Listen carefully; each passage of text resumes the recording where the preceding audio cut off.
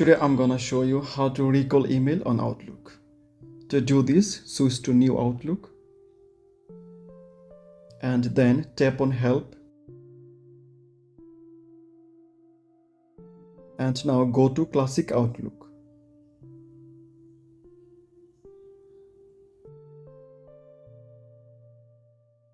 Now skip Feedback.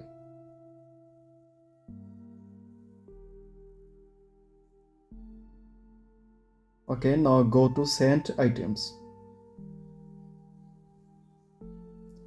Double tap on your sent emails. Now tap on Message.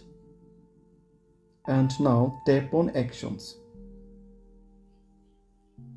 Okay, now recall your emails.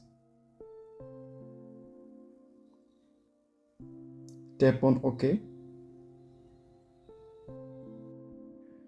Remember, you have to use desktop app to get this advanced feature. Thank you.